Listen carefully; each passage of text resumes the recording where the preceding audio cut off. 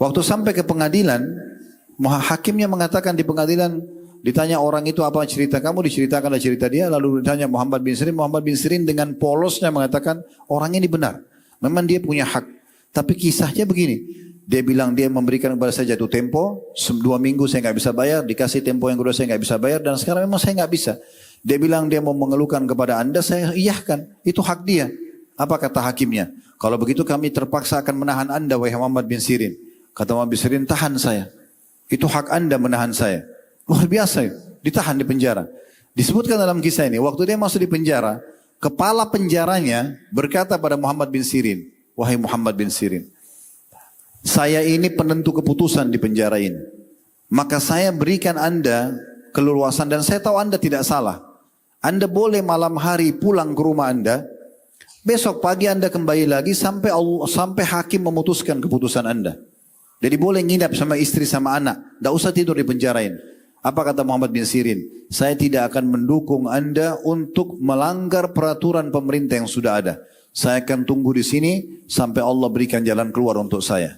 Apa yang terjadi? Tersebar satu Irak kalau Muhammad bin Sirin ya rugi ya dan ditagi dan dipenjarakan karena madu yang dimasuki oleh tikus dan karena dia tidak mau menipu umat maka akhirnya dibuang. Coba kita renungi teman-teman sekalian bagaimana para salafus salih sebagai penutup dalam bahasan kita mereka coba mengaplikasikan dalam kehidupan mereka hubungan baik mereka dengan Allah subhanahu wa ta'ala. Kita akan coba teman-teman sekalian kisah Muhammad bin Sirin rahimahullah. Seorang ulama tabi'in ini sangat terkenal sekali dengan kesolehannya. Kisah ini pernah kami sampaikan dalam pengajian kami yang lain. Tapi saya selalu terinspirasi dengan kisah ini. Maka saya suka sekali mengulang-ulanginya. Karena memang kisah ini sederhana. Tetapi sangat mengena berhubungan dengan bagaimana seorang hamba kalau sudah mengenal Tuhannya. Muhammad bin Sirin tinggal di Irak teman-teman sekalian. Dan beliau sangat terkenal tentunya salah satu ulama yang masyhur. Dan beliau terkenal dengan ta'wil mimpinya. Tapi kita tidak bicara masalah ta'wil mimpinya. Intinya Muhammad bin Sirin ini kalau kayak kita sekarang mungkin MUI ya Majelis Ulama Indonesia. Tapi dulu tidak ada majelis.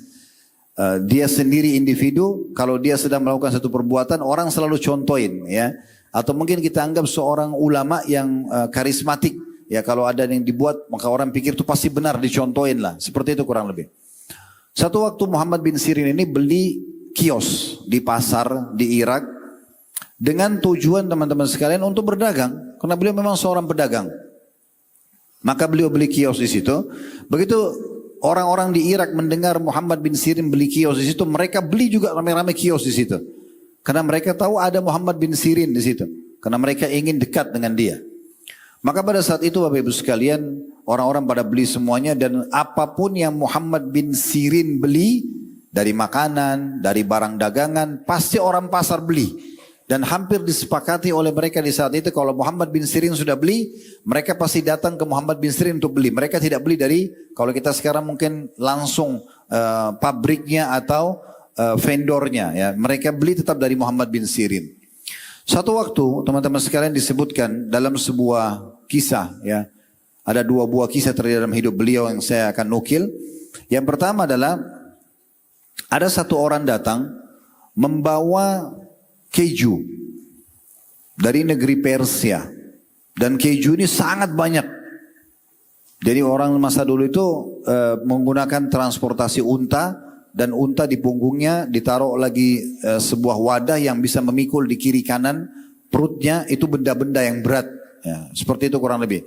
Maka dibawalah keju yang begitu banyak ke pasar ini. Lalu si pedagang ini tahu Muhammad bin Sirin inti daripada pasar ini. Kalau dia beli semua orang beli. Maka dia mengatakan, wahai Muhammad bin Sirin, ini keju baru saya bawa. Masih fresh. Ini modal saya, dia sampaikan, ini modal saya. Saya akan jual kepada anda dengan harga begini, disebutkan harganya. Anda bisa jual di pasar dengan harga begini, disebutkan harga yang nanti dia jual kepada para pedagang di pasar. Karena kalau dia beli, orang pasar akan beli. Dan juga plus lagi, kalau mereka menjualnya bisa dengan harga begini, masih bisa konsumen beli. Jadi saking murahnya dia kasih harga keju itu sampai dia bisa membagi 4 harga. Dia jual ke Muhammad bin Sirin harga, Muhammad bin Sirin bisa jual kepada pedagang pasar harga, orang pasar jual kepada konsumen juga harga, konsumen juga tidak merasa dirugikan dengan harga tersebut. Maka pertanyaan pertama Muhammad bin Sirin, kalau tidak salah dalam riwayat ini disebutkan Muhammad bin Sirin bisa untung sampai 40 ribuan dinar atau dirham. Banyak sekali untungnya gitu. Tinggal dia beli saja, orang pasar akan beli sama dia. Maka pada saat itu Muhammad bin Sirin pertanyaan pertamanya muncul begini. Dia mengatakan, apakah kejumu ini halal? Orang itu mengatakan, wahai Muhammad bin Sirin, keju, susu, ya ditaruh garam, dikeringkan. Jadi keju. Apa masalahnya gitu? Kenapa harus ditanya ini halal atau tidak? Kata Muhammad bin Sirin, keju ini kamu bawa dari negeri Persia. Mereka penyembah api. Mereka bukan kaum muslimin. Dan orang-orang seperti ini tidak kenal masalah halal ataupun haram. Maka saya tanya dulu, kalau kau bisa menjamin ini. Dan biasanya orang-orang Persia itu untuk membuat keju itu bisa tahan lama, mereka campur dengan lemak hewan. Dan lemak hewan ini bisa saja dari hewan yang tidak disembelih atas nama selain Allah. Dan juga atau menggunakan hewan-hewan yang haram. Seperti babi dan yang semisalnya. Maka kalau kau bisa menjamin keju ini halal. Dan kau bertanggung jawab depan Allah, saya akan beli. Orang itu kena ketakutan, dia bilang saya tidak bisa menjamin untuk itu. Kata Muhammad bin Sirin, kalau begitu saya tidak mau beli. Padahal jelas kalau cuma berpikir secara manusiawi, dia tinggal beli, dia bilang ini saya jamin, orang-orang beli, untung langsung dapat pada saat itu. Berapa banyak orang yang lemah imannya, begitu gampang kalau begini dia langsung jual. Muhammad bin Sirin tolak, walaupun untungnya 40 ribu dinar, banyak sekali. Keesokan harinya setelah ditolak itu tersebar berita Muhammad bin Sirin menolak transaksi keju karena dikhawatirkan dia tidak halal dan segala macam. Besok pagi ada orang datang ke toko Muhammad bin Sirin lalu dia transaksi 2 dirham. Cuma ada benda kecil, kalau kita mungkin harga 20 ribu rupiah. Diambil sama orang ini, kemudian dia transaksi sama Muhammad bin Sirin. Tapi karena dia lagi bertanya masalah agama, dia lupa, orang ini lupa kalau dia belum bayar barang 2 dirham itu.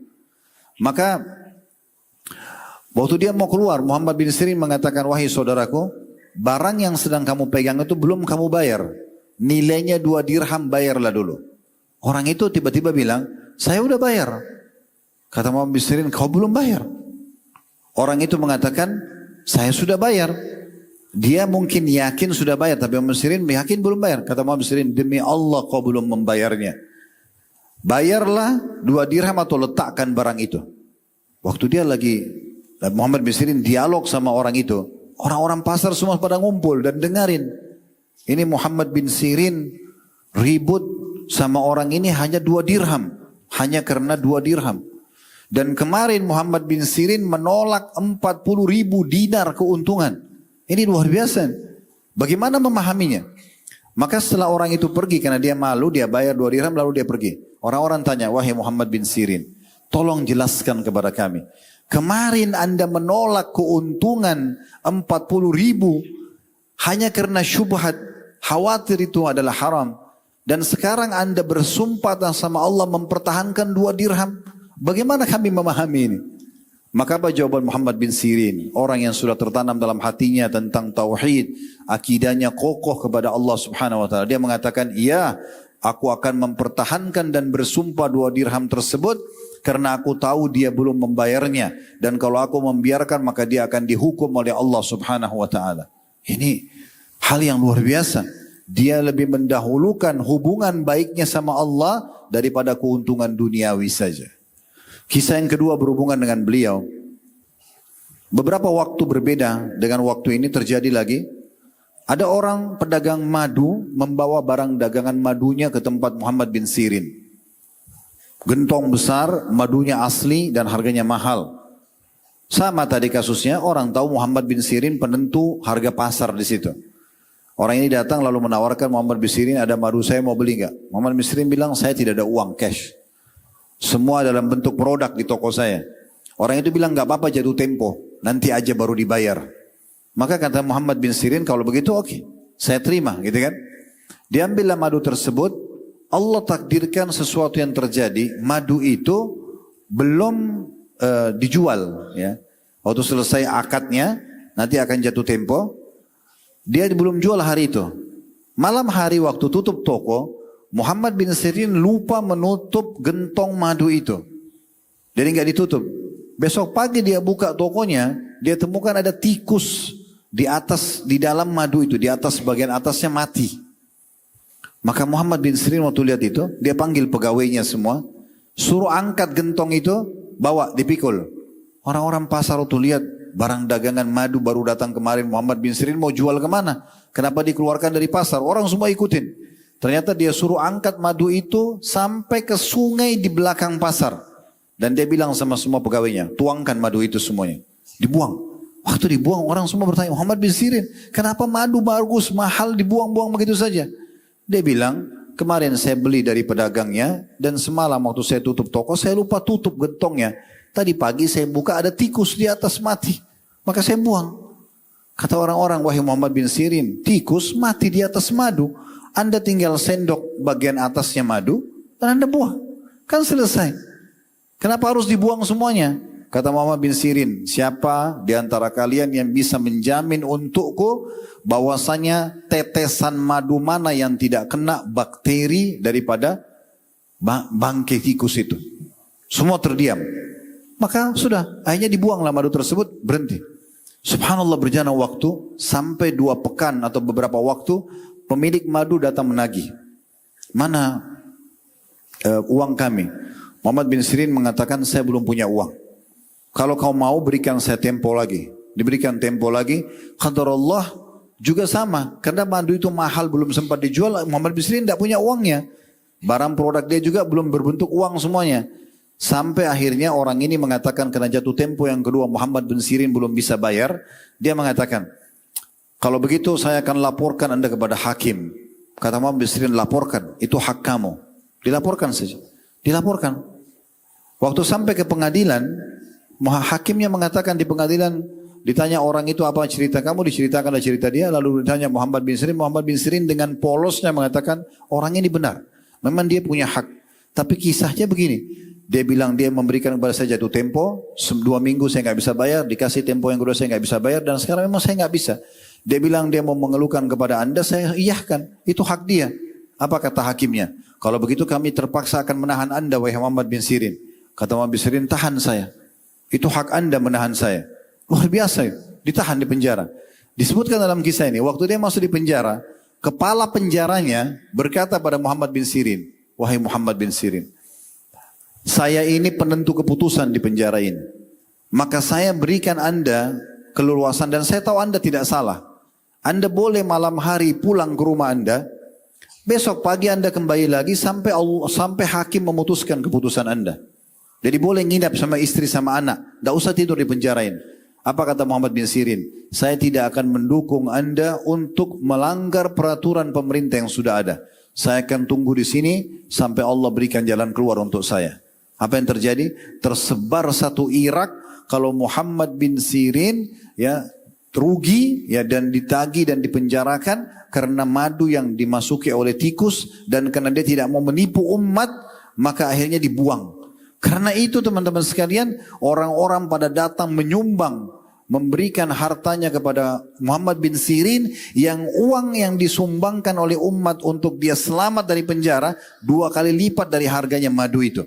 Maka dia terima dan dia bayar madu tersebut, dia keluar dari penjara dan dia bisa menjadikan modal senilai dengan madu yang sudah dibuang tadi. Bagaimana mereka betul-betul jeli sekali dalam menjaga hubungan baiknya dengan Allah Subhanahu wa ta'ala. Izinkan saya juga menambah dengan kisah yang lain. Mungkin kisah ini kisah yang masyhur dari Haji Atha bin Abi Rabah, tepatnya Atha bin Abi Rabah. Satu waktu kita tutup dengan kisah ini insyaallah, mungkin baru masuk ke pertanyaan. Atha bin Abi Rabah ini supaya teman-teman tahu siapa orang ini. Atha bin Abi Rabah ini muridnya Abdullah bin Umar radhiyallahu anhu, dan pernah satu kali Abdullah bin Umar datang di Mekah, kemudian teman-teman sekalian orang-orang pada ngurumunin beliau, nanya hukum ini hukum itu.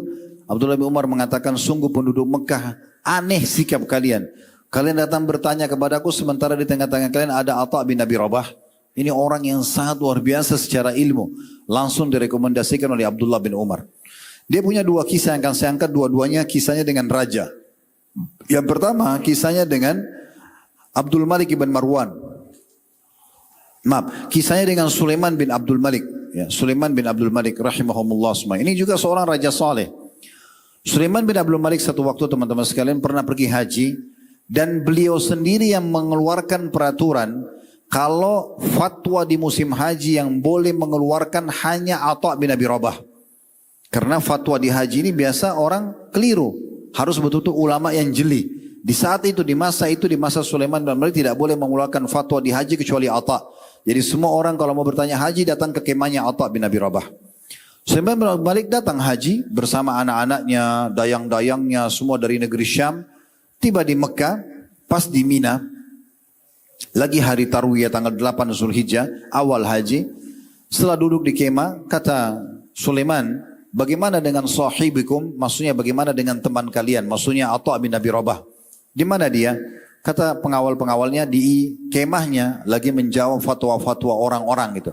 Apakah perlu kami panggil wahai Amir Mukminin? Kata Sulaiman, tidak usah, biar saya yang ke sana. Pergilah Sulaiman bin Abdul Malik menuju ke kemahnya Atha bin Abi Rabah.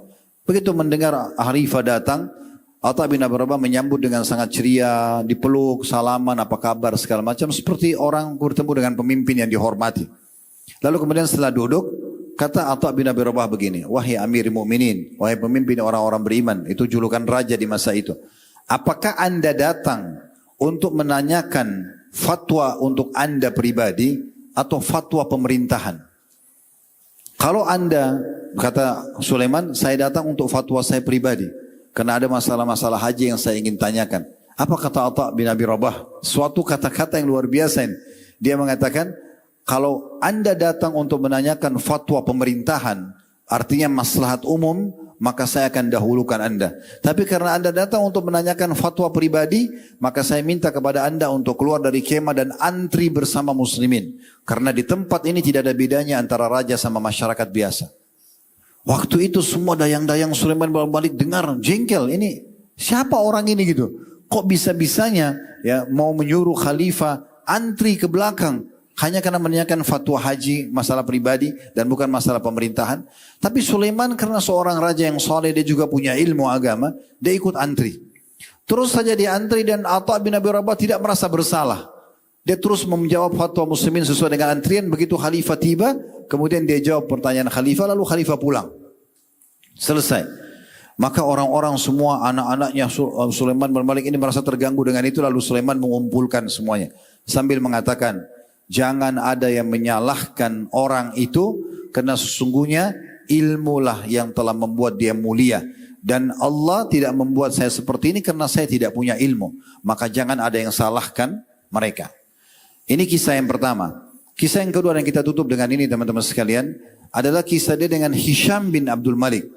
Saudaranya tadi Sulaiman. Satu waktu, ada satu ulama lain namanya Atha juga, tapi Al-Khurasani, dari Khurasan dia. Dia mau pergi ke istananya Hisham bin Abdul Malik di negeri Syam. Pas tiba di depan istana, dia bertemu dengan satu orang yang turun dari keledai. Kebetulan Atha Al-Khurasani ini orang kaya raya, ulama besar di Atha Al-Khurasani masyhur, seorang tabi'in yang masyhur dengan ilmunya dan kekayaannya. Dia punya kereta kencana, kalau kita sekarang mungkin mobil mewah gitu ya. Dia turun dari dari kereta kencananya sama anaknya. Kemudian ada satu orang, imamahnya besar, sedikit agak kusut bajunya, keledainya itu pakai pelananya dari kayu biasa gitu ya. Terus turun dari keledainya. Lalu anaknya Atha Al-Khurasani berkata, saya belum pernah lihat ada orang sekumuh orang ini. Maka Atha Al-Khurasani, ayahnya si anak ini dari kereta kencana mengatakan, sambil lihat keluar, ini Atha bin Abi Rabah. Dia mengatakan pada anaknya, jangan pernah kau ucapkan kata-kata kepada seseorang yang menghinakannya, apalagi kalau kau tidak mengenalnya. Ini adalah Atha bin Abi Rabah, ulamanya para ulama di masa ini. Karena dia diberikan rujukan oleh para tabi'in di masa itu. Maka kata anaknya, apakah ini Atha bin Abi Rabah yang sangat masyhur dengan ilmunya dan ketegasannya? Kata Atha Al-Khurasani, iya. Lalu Atha Al-Khurasani turun dari kereta kencananya, lalu salaman dengan Atha bin Abi Rabah. Lalu mereka pun masuk sama-sama ke istana Hisham. Kata Atha Al-Khurasani menceritakan perjalanan tersebut. Demi Allah, kalau bukan karena Atha bin Abi Rabah, mungkin saya tidak akan dimasukkan ke dalam istana raja pada masa itu. Pada saat masuk ke dalam istana, semua orang bingung melihat. Karena Atha bin Abi Rabah ini teman-teman orangnya berkulit hitam, badannya kurus, matanya satu sebelah kanan rusak. Rambutnya keriting kecil-kecil. Ini bukan masuk dalam bab hinaan. Ulama menukil ini untuk menunjukkan bagaimana kemuliaan orang kalau mengenal Tuhannya, maka Allah muliakan kedudukannya walaupun fisiknya kurang gitu. Maka kata Atha al-Khurasani, kami masuk bersama-sama dalam istana. Kalau bukan karena Atha bin Abi Rabah, saya tidak akan dimasukkan. Dan waktu masuk, maka Khalifah pun Hisham berdiri dari singgasananya menyambut Atha bin Abi Rabah, dan saya pun dipinggirkan. Atha al-Khurasani dipinggirkan. Maka Atha bin Abi Rabah dipegang tangannya oleh Hisham, terus dikatakan, hahuna Aba Muhammad, hahuna Aba Muhammad. Ayo sini ayahnya Muhammad. Mendekatlah terus, sampai duduk di singgasananya Hisham. Waktu duduk berdua dengan Hisham, Hisham mengatakan, wahai ayahnya Muhammad, ada apa? Kenapa anda jauh-jauh dari Mekah datang ke sini?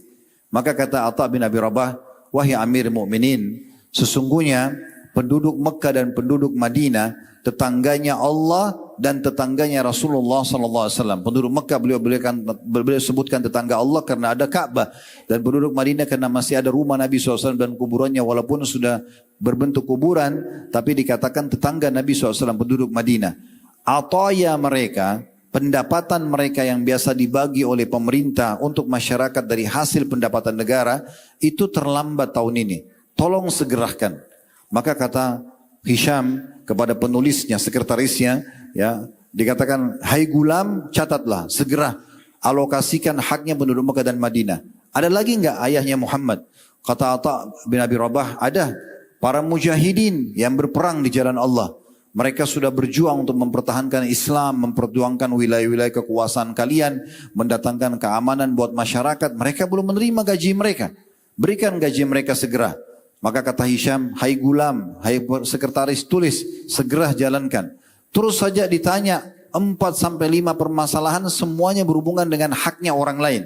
Atha bin Abi Rabah tidak sama sekali sebutkan hajatnya. Padahal dia sudah sangat dikenal oleh khalifah dan dimuliakan gitu. Setelah selesai semua hajat-hajat kaum muslimin, terakhir Hisham masih bertanya, wahai ayahnya Muhammad, ada lagi enggak yang kamu inginkan? Maka kata Atha sambil berdiri dari singgasana raja menghadap ke wajahnya Hisham sambil mengatakan, ada wahai Amir Mu'minin, bahkan itu lebih penting daripada semua apa yang saya sampaikan tadi.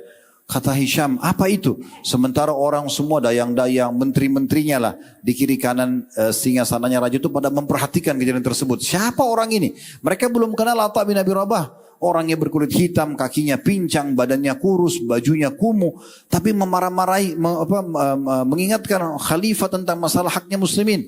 Dan terakhir dia mengatakan, ada wahai Amir Mu'minin, ada yang lebih penting dari semua itu. Kata Hisham, apa itu? Kata dia, wahai Amir Mu'minin, ketahuilah, Allah telah menciptakan anda sendirian, lahir di muka bumi sendirian. Anda juga berbuat semua yang anda lakukan sendirian. Anda akan dihisab, anda akan meninggal sendirian, anda akan dibangkitkan sendirian, akan dihisab oleh Allah sendirian. Hati-hatilah, bertakwalah kepada Allah atas amanah-amanah ini semuanya. Ingatlah, semua ini yang ada di istana anda sekarang, singgasana, dayang-dayang, harta semua, tidak akan bermanfaat dan bisa menyelamatkan anda dari siksa kalau anda berbuat zalim. Maka bertakwalah kepada Allah. Lalu kemudian Hisham menangis sambil memegang tongkatnya dan menusukkannya atau menekankannya di karpet yang ada di situ dan sambil mengatakan jazakallahu khairan. Atha bin Abi Rabah keluar, kata Atha al-Khurasani yang menceritakan kisah, Atha bin Abi Rabah keluar dari istana Hisham tanpa minum seteguk air pun. Dia keluar hanya menyampaikan hajat muslimin, mengingatkan pemimpin agar bertakwa sama Allah, lalu dia tinggalkan.